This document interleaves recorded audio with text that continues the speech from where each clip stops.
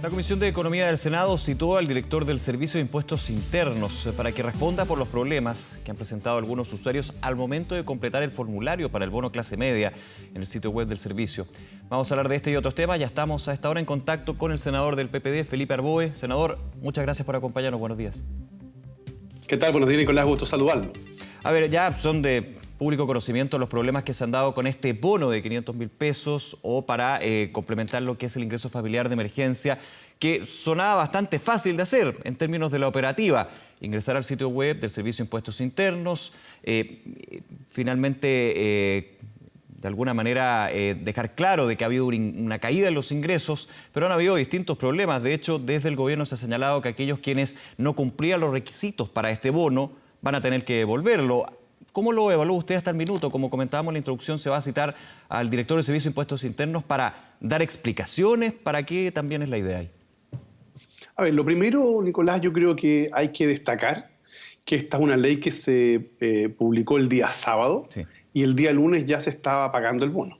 Entonces, muy poco tiempo. Evidentemente, lo primero que hay que destacar, digamos, es la capacidad que tuvo el Servicio de Impuestos Internos para poder en 48 horas ya tener habilitado un sistema. Eso es lo primero que hay que decir. Evidentemente, con ese tipo de premura, se pueden producir y se han producido, de hecho, situaciones inadecuadas de personas que no pueden acceder al sitio, otras que eventualmente pueden llegar a tener el beneficio y no lo tienen. Todo eso tiene que ir arreglándose.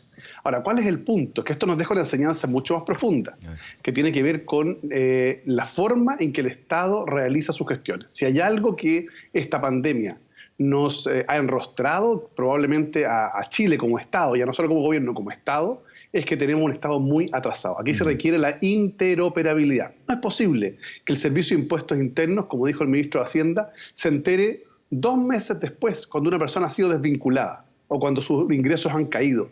Hay un desfase de información. Y no tiene que ver con un problema de impuestos internos, tiene que ver con que cuando una persona le hacen un finiquito y eso se va a la inspección del trabajo, esa información no está en línea. Claro. Aquí lo que tenemos que tener finalmente es un sistema de interoperabilidad del Estado, para que los datos sobre los cuales se construyen soluciones o políticas públicas sean los que corresponden a un Estado moderno. ¿Sí? A ver, quiero seguir con ese punto y quiero ir bien a lo concreto, a ver si usted me puede aclarar la duda. Cuando a uno le hacen la carta de despido finalmente, cuando se le despide, pasa a la dirección del trabajo, ¿eso no se digitaliza? ¿Eso queda en papel? ¿O efectivamente se digitaliza esa información? El problema es que, como en tantas reparticiones públicas, no existe esta interoperabilidad en términos de que el dato está digitalizado, se puede tener inmediatamente, pero no se comunican los dos.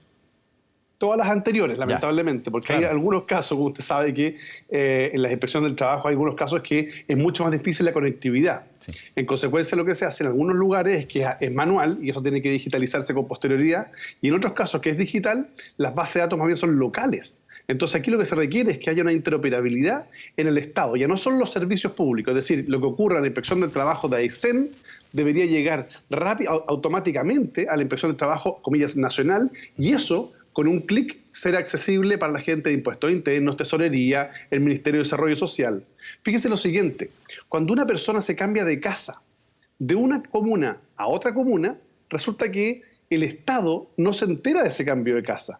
Entonces ocurre que el Estado le sigue, comillas, pagando a esa municipalidad un presupuesto de acuerdo a la cantidad de habitantes que supuestamente tenía con anterioridad. O sea, todo esto que hoy día tiene soluciones a través de las API, de las aplicaciones especiales para interoperabilidad, es posible de resolver.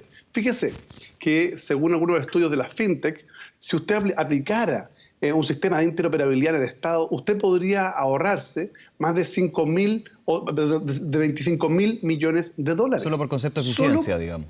Por concepto de eficiencia, claro, de compras públicas. Fíjese que se ha detectado que hay municipios que han arrendado una camioneta por un día que sale 35.000 pesos.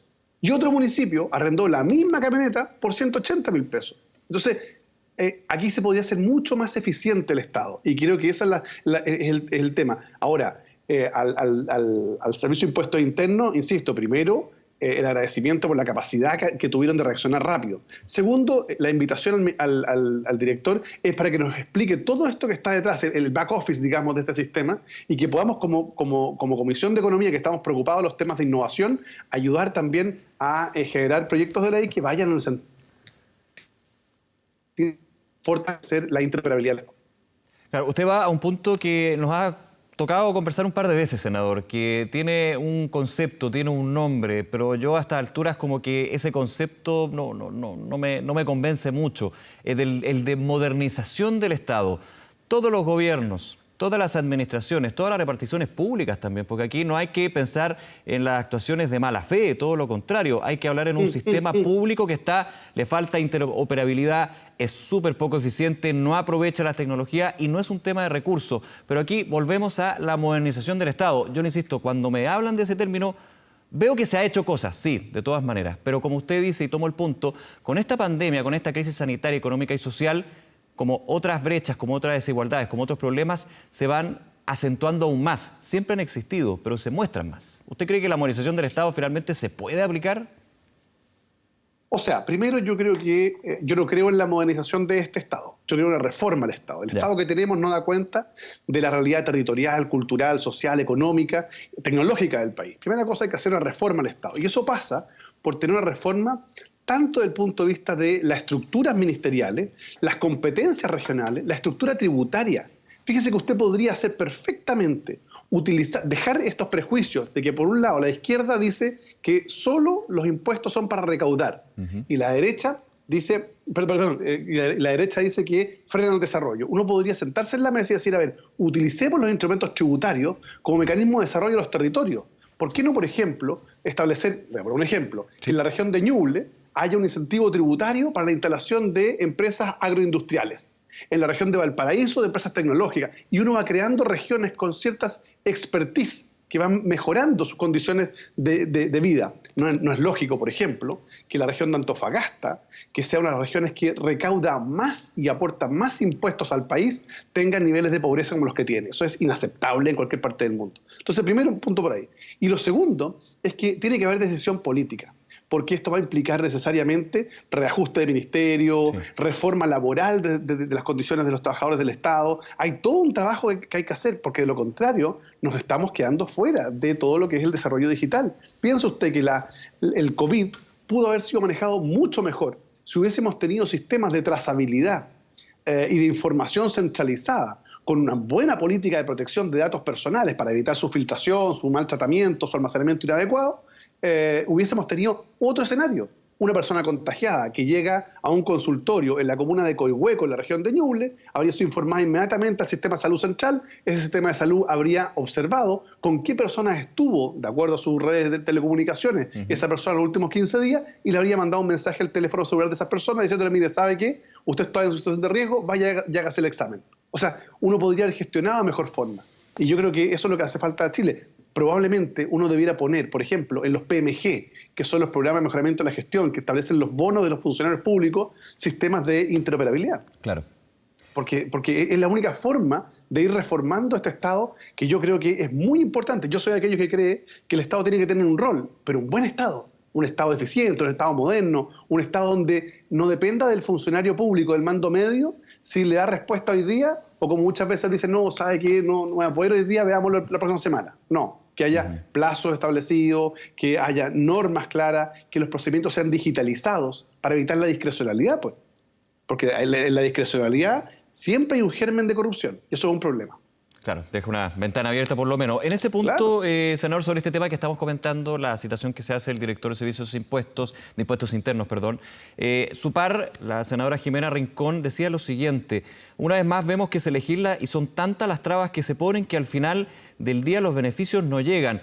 Aquí quiero ver su opinión al respecto de esta frase en particular de la senadora Rincón, porque justamente lo que hizo el gobierno en este punto del bono de clase media fue eliminar las trabas, porque la oposición había criticado al gobierno por poner muchos obstáculos que finalmente hacían que la ayuda que ya se anunciaba de forma tardía se entregara de forma tardía. En este punto en particular, desde el Ministerio de Hacienda se ha dicho que en estas 48 horas que el Servicio de Impuestos Internos tuvo que implementar una plataforma para el bono clase media, justamente lo que menos tenía era trabas.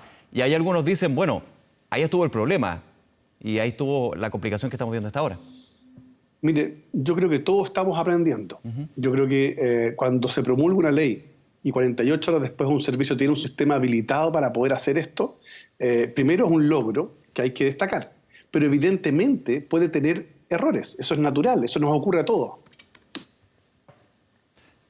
estado en el gobierno sabemos que gobernar es mucho más difícil que opinar. Sí. Y por tanto, la invitación al director de Servicio de Impuestos Internos es para que justamente nos cuente todo lo que hay detrás del sistema y cómo se pueden corregir. Porque claro, cuando uno escucha a la autoridad diciendo, mire, si usted recibió el bono de 500.000 pesos y no le correspondía, va a tener que devolverlo, eso es muy difícil de lograr. Es difícil de lograr, pero tiene toda la lógica, digamos, para que ese beneficio vaya a las personas que efectivamente tienen los requisitos y lo necesitan. Todos lo necesitan en estos tiempos, hay que ser súper, no se puede generalizar entre bueno y malo, pero para eso están los requisitos. Totalmente. De hecho, en mi intervención en el Senado, en la sala del Senado, cuando discutimos el ingreso familiar de emergencia a esta altura 3.0, planteé el caso de un señor de la región de Ñuble, que tenía 63 años de edad, casado con una persona que tiene un problema de discapacidad física, que llevaba un año cesante y no recibió la caja de alimentos que repartió el gobierno regional de Ñuble, no recibió el bono COVID, no recibió el IFE 1.0 ni 2.0. Entonces dije, bueno, ¿cuál es el criterio? Y la respuesta fue, lo que pasa es que probablemente los datos que el municipio entregó al Ministerio de Desarrollo Social no están actualizados. Bueno, ahí es un problema de gestión. Entonces, por eso digo yo, aprovechemos esta emergencia para modernizar el sistema y establecer una actualización de la información de los datos y un tratamiento de datos que permita focalizar de buena forma las políticas públicas. Si hoy día los recursos tienen que usarse de manera mucho más eficiente y creo que hoy día la tecnología, la interoperabilidad nos permite eso. Por eso que es muy importante escuchar al director de Servicio de Impuestos Internos porque es uno de los servicios probablemente más modernos que tenemos en el país y queremos saber qué está ocurriendo. Senador Felipe Arboe, muchísimas gracias como siempre por acompañarnos aquí en Canal 24 Horas. Que tenga un buen día.